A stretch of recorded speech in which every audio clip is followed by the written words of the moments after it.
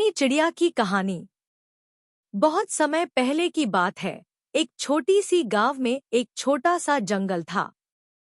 उस जंगल में एक नन्ही सी चिड़िया रहती थी जिसका नाम था टुनी।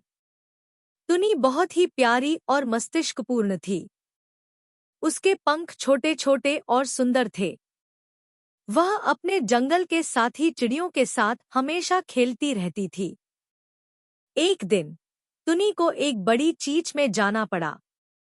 उसने सोचा, अब मैं क्या करूं? लेकिन उसने अपने मन की सुनी और वह चीच के अंदर चली गई। चीच के अंदर जाने के बाद उसने देखा कि वहां बहुत सारी अनजाने चीजें हैं। वह बहुत हैरान थी।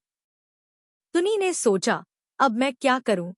उसकी दिलचस्पी ने उसे उस नए स्थान की खोज में ले जाया।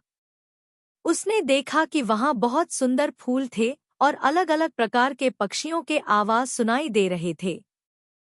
टुनी को वह स्थान बहुत पसंद आया। वहां रहते हुए उसने नए नए चीजें सीखी।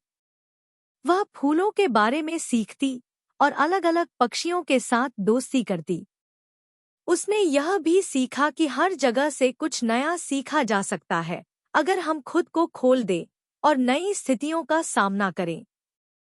धीरे धीरे टुनी की खूबसूरत और विचारशीलता की खबर पूरे जंगल में फैल गई। अन्य चिड़ियों ने उससे सीखना शुरू किया और उसके साथी बन गए। टुनी की खुशी की कोई सीमा नहीं थी।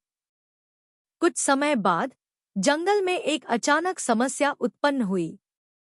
वहां कुछ अन्य चिड़ियां थीं जो समस्या का हल नहीं निकाल पा रही थी। उन्होंने टुनी से मदद मांगी। टुनी ने उनकी समस्या को समझा और एक समाधान निकाला। उसने अपनी सभी सीखें और अनुभव को उनकी मदद में उतारा।